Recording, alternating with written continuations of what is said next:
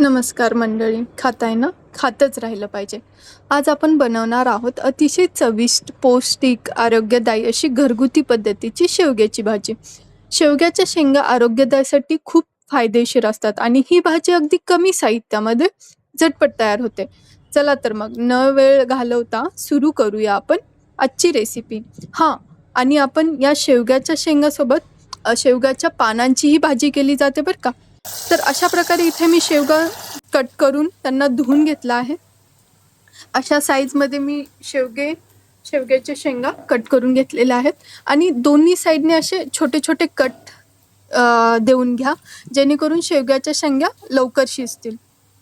तर मी ह्या धुवून कट करून घेतलेल्या आहेत. त्यानंतर जे सामान घेतलं आहे, वाळल्या खोबऱ्याचे आणि आपला मसाला आणि लसूणाची पेस्ट, शेंगदाण्याचे कूट, कोथिंबीर, जिऱ्याची पूड, जिरे मोहरी आणि मीठ.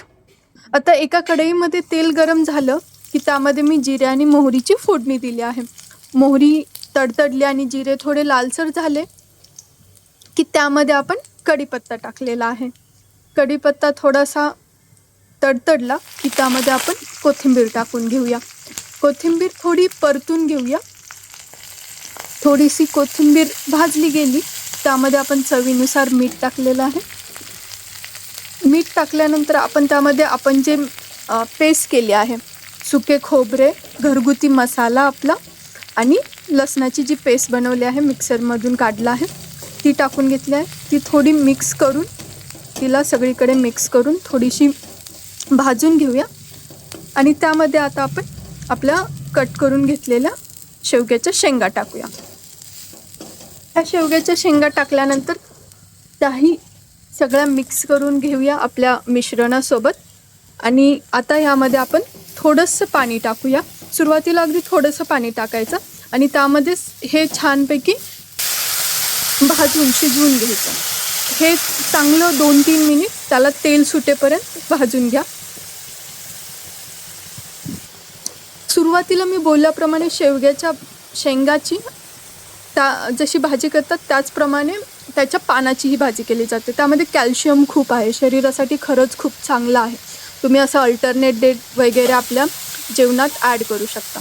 आता इथे पाणी सुटलेलं होतं छानपैकी, त्यामुळे मी आता तेल सुटलेलं आहे, त्यामुळे आता मी इथे पाणी ॲड केलेलं आहे आपल्या गरजेनुसार.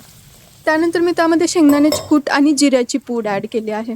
आता हे सगळं एकदा मिक्स करून त्याला एक उकळी येऊ द्यायची आहे. एकदा उकळी आली की गॅस मंद करून त्याला 10 ते 12 मिनटं छानपैकी शिजू द्या. आतल्या ज्या शेवग्याच्या शेंगा आहेत त्या शिजल्या पाहिजेत. 10-12 मिनटं मी त्याला शिजू दिला आहे. तुम्ही बघू शकता हा कलर कसा आला आहे, एकदम छान आला आहे आणि अशी थिक ग्रेव्ही तयार झालेली आहे. जर कोणाला आवडत नसेल तर ते सुद्धा आवडीने नक्कीच अशी बनवली तर शेवग्याची शेंग खातील. तर अशा प्रकारे आपली गावरान पद्धतीने शेवग्याच्या शेंगाची भाजी बनवून तयार आहे. थँक्यू. तुम्हाला जर अशाच साध्या सिंपल रेसिपी आवडत असतील तर लाईक आणि कमेंट करा, सबस्क्राईब करा.